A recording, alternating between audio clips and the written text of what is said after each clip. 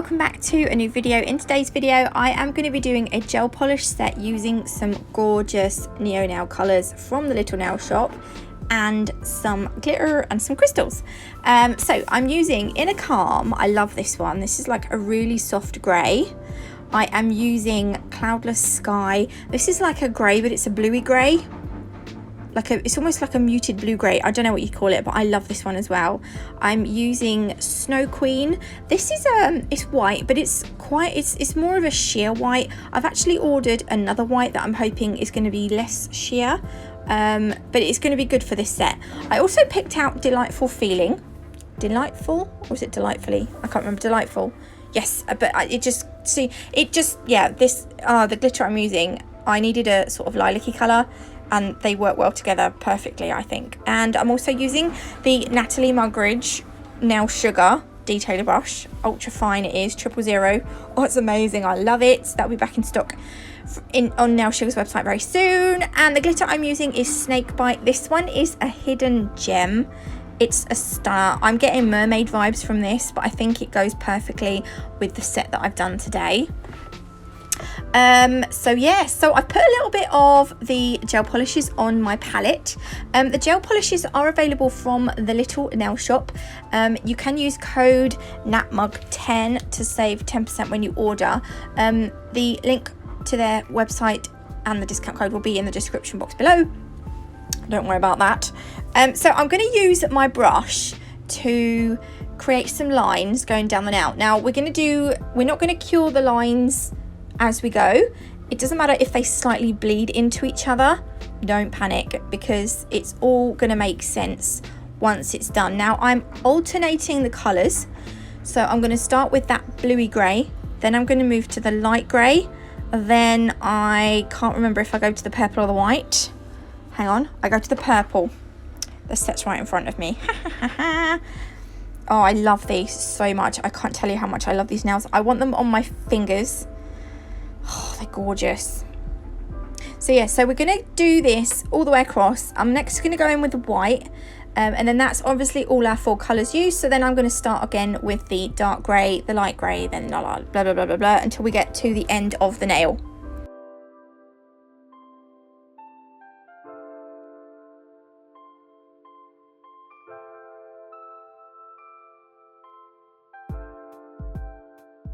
Okay, so now we are at the end. Before we cure it, you want to keep this uncured. You're going to clean off your brush and you're going to swipe the detailer brush from left to right. You can go right to left, it doesn't matter. And we're going to do this all the way down the nail. You'll notice that every time I do a swipe, I clean off my brush before I go in with the second swipe. Now this bit here, I made this bit a lot smaller than I should have done, but try and keep the distance between the swipes that you do the same distance, and you want there to be enough of a gap that you can go back through them in the other direction. So once I got down to the bottom, I'm going to go the other direction, starting from the top. I'm going to work my way down. You can do it bottom upwards, it doesn't matter, but you want to go one way and then the other way, and you're going to get this really cool marble. So this is like the nail that I done the other day, but I'm going horizontally instead of vertically. I just really like this. I mean, it's so simple and it looks so cool, I think, anyway, personally. Oh god, it's so noisy outside. I hope you can hear me okay. And I mean, they're not going to be there forever. It's just really annoying because they're going to be there for a while. So I'm using Snow Queen to go over my nail. I'm only going to do one coat because the tip's white anyway, and then over that I'm going to use the hard top coat. This is a tacky top coat. Now normally we're going to be sugaring the glitter into this nail. Normally I would suggest using a non-wipe just in case, because you won't get that tacky layer. But if you cover the nail up enough, look at this snakebite glitter. Oh my days. So this is from this is a nail sugar glitter. And I have a discount code NATMUG10 for nail sugar as well. Again, the link to the website and the discount code will be in the description box. But I'm just sprinkling this into that uncured top coat, and I'm just making sure that I don't want to leave any spots because I don't want there to be any tackiness. And then once I'm happy, I'm going to pop that in the lamp. Doesn't it look amazing? It also looks amazing like like encapsulated. Oh, it's beautiful. Then I'm going to use, this is a matte top coat from Neonail. It's called Top Velour. I hope I'm saying it right. And I'm going to, basically the whole set is going to be matte finished because I'm loving matte finish nails at the minute. I go through phases, like sometimes it's glossy, sometimes it's matte. At the moment it's matte. So this is going to go in the lamp for 60 seconds. And then once this comes out, it's going to have a tacky layer. So you'll see when it comes out, it's a little, oh no you won't, not yet, because right, while that's in the lamp, I like to use a hard brush just to brush over any sugared nails that I do. That way I know that hopefully when the, well, not that I have clients, because I don't do them, but when they go home, they're not going to have bits of glitter keep popping off their, you know, coming off their finger, you know, bits that haven't actually sunken into that top coat. So yeah, here we go. This is going to come out with a tacky layer. So you'll notice it was still a bit shiny. I'm using some isopropyl alcohol. If you've got any gel cleanse, anything like that, that's absolutely fine.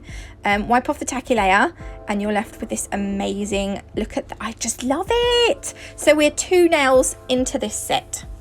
Easy peasy lemon squeezy. Right, the next one.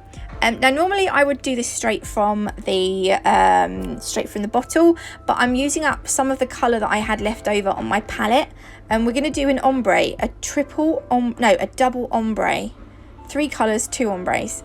So the top I'm putting Cloudless Sky, which is the darker bluey grey. Then in the middle I'm going to put Delightful Feeling, and then at the bottom I'll have Inner Calm, which is the light grey. See that I'm just, now I've used up all the gel polish from the what's it called, the palette. I've just went over with the brush in the bottle. Yeah, this Delightful Feeling is really pigmented. It's a really, really nice one. I like this one a lot.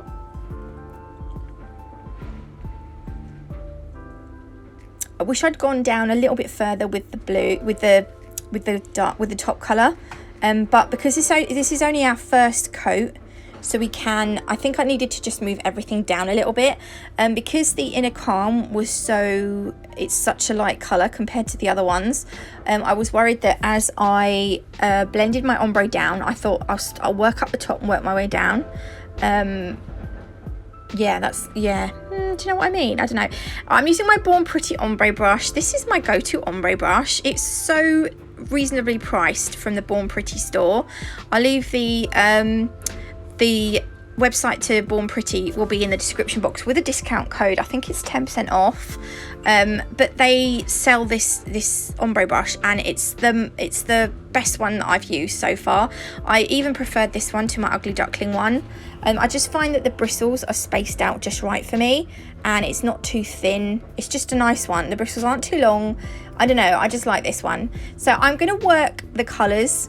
I like to swish my brush backwards and forwards, and if I find that I'm getting too much gel on my brush, I will wipe off any excess. But when I do ombres, I like to work in thin coats because I don't like there to be excess gel when I'm swooshing, when I'm trying to create that blend. I didn't realise how out of shot I was here. In fact, let me go and sort that out. Just cut a whole load out because I was out of shot like loads. It seems to be my thing to do at the minute. So your first coat doesn't have to be perfect, as you can see by mine. I'm going to go in with a second coat. To be fair, these weren't the easiest colours to blend together. It was a little bit difficult, but you can see that I've started the grey. It's gone down just a smidgen, and then I'm going to go in with the purple. Again, I'm taking the purple down slightly more as well, and then I'm going to go in with the grey. This is what I wish I'd done initially. I wish I'd done it this sort of, yeah, so it's kind of like literally each colour's got kind of like a third of the nail. Oh, I'm so sorry about all that noise. Right, okay, now we're going to do our blend again. I don't know why, it's always slightly easier the second time. I think it's because you've got that colour underneath as well, because sometimes when you do it this way, you can find that you do brush off some of the colour, or you're left with kind of like a sort of dip where you've been brushing backwards and forwards. Oh, that's so noisy. I'm really sorry. So yeah, so once I finish doing the top blend, I will wipe my brush clean. Now to clean my brush, all I do is wipe it between two pieces of kitchen towel, like on the corner there. Can you see I've folded the corner up? If you're using really, really dark colours, you might just want to run the, like, clean it off between some kitchen towel and then just run it through some base coat or some top coat, and then squeeze it out again, because sometimes those really dark pigments don't like to come out the brush very easily. They like to stick onto the bristles. Okay, so yeah, so when you have finished your second, yeah, I mean, it's not the best blend I've ever done, but I was happy with it. So I've cured it in the lamp for 60 seconds. Now I am going to top coat with the matte top coat, which is called the Top Velour.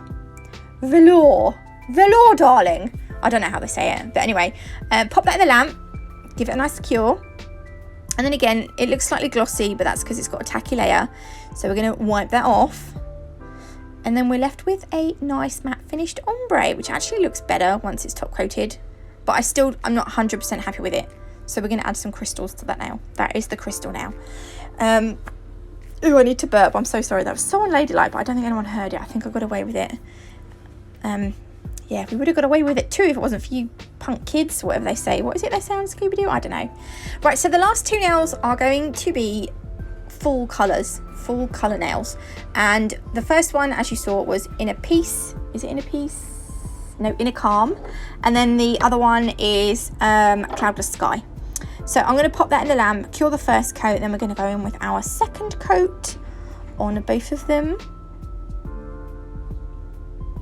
These white tips as well are not very forgiving. If you've got like a colour that is a little bit sheerer, you'll see, because the white is, yeah. So these colours are pretty good. Like the second coat, boom, you're done. Well, I just found a flame crystal. Oh, I was going to do a spot. Yeah, I just found it. I'm glad I didn't lose that, because I do like the flame crystals. Top coat, matte top coat over these. Same as all the others, apart from the sugared nail. If you don't like that sugary effect, you can top coat that sugared nail. If it still feels rough, give it a buff and then top coat over it again. And I personally would leave, I don't know actually, I done a set using it, not this New Year, but I think last New Year, like 2 New Year's ago, and it looked amazing, matte finished as well. So whatever you do with it, you need this one actually. I think that should be a staple. Okay, so now we have finished the nails, we're going to add some crystals. Yes, we are. The crystals that I'm using are obviously from the Crystal Parade. The website is in the description box. These crystals are actually crystals that were surplus to the courses that I done. So I just shoved them all together because I didn't know what to do with them. So I've picked some really good colours out of those, the crystals that I had left over. And I'm going to do like a necklace shape. You can't really go wrong with these necklace shapes. They're so easy to do and they look great. Look, these are some of the crystals that I've picked out. I really like those color change ones, and I love the blue navettes. Those are the ones that look like boats. I don't know if you'd call them boats. They're navette shapes though, and they're gorgeous, but I don't know the exact color other than blue. I don't know what the special name is for them, but we're going to put that roughly around this area of the nail. Make sure it's nice and straight. I have trouble with that part. I start doing a design and I'm like, oh, I'm wonky. It just happens. I think I'm just generally a wonky person. I'm gonna do, this is where we're gonna put some stones going up here. The stones touching that navette crystal are gonna be smaller and then they're gonna get bigger. So you might wanna make your gem glue line thicker as you go up. I'm using the Crystal Totalist gem glue for that. And I'm going to start by popping the colours onto the gem glue. The first ones obviously are smaller, as I said. The colours each side are going to match. I've basically only done this because I needed to know that they were the same size. But you don't have to do them the same colours. You can do them different colours each side, doesn't matter. But make sure it's nice and straight. Then you'll see that I've got some gem glue at the top still that you can see. I'm going to pop 2 little caviar beads each side just to put onto that gem glue, and then I'm going to give that a flash cure in my lamp, my bling line lamp. I love my bling line lamp. I don't know what it is about this lamp, I just bloody love it. And then we are going to do a little bit here. So I'm going to put 2 crystals. The top one's going to be bigger, and then the one underneath that is going to be a little bit smaller. And then I was going to try and find a smaller stone, but there were some in there, but I decided to put some caviar beads. So we're going to do like 2 and then 1, like a triangle. There we go. And then make sure that's nice and straight and neat. Again, I'm not very good at this bit, and it was a little bit off. It was a bit wonky. There we go. Again, I'm going to flash cure that now. But you can leave it like that, but I like to add the caviar beads. If you're not very good at crystal placement, I say this every time I do crystal placement because I've learned a lot from her course. Do Scarlett Center's level 1 crystal placement course. She also does a level 2, which introduces gel paints, and you basically create animals, and it's amazing. She adds lots of caviar beads to her designs, not too many. But they do certainly fill out the design, and also, like she said, that the more you sort of have together, the stronger they'll be, if that makes sense. Like, you know, if you have like a group of 10 people, if you try and push them all over, it's going to be a lot difficult to push over 10 people than it is 1. Does that make sense? I don't know if I'm making sense, but I'm going to put caviar beads between the crystals as well. And then I decide to put some down the sides of the blue Navette crystal. So I'm going to just finish this up. I'll give it a full cure once it's done, and then I will show you what I ended up with. And I absolutely love this set. This is probably my favourite set that I've done for a long time. I absolutely love playing with gel polish. I love these so much. Oh, aren't they beautiful? And there is a particular stone. It's sort of like a colour change stone. It sort of picks up purple and green and blue. It's this one here. It just goes perfectly with this glitter. And I don't think I told you, I do have a 5% off code for the Crystal Parade. It is NAT5, so you can use that as well. So all the websites and discount codes will be in the description box below. Thanks for watching, and I will see you beautiful lot tomorrow with another video. Bye!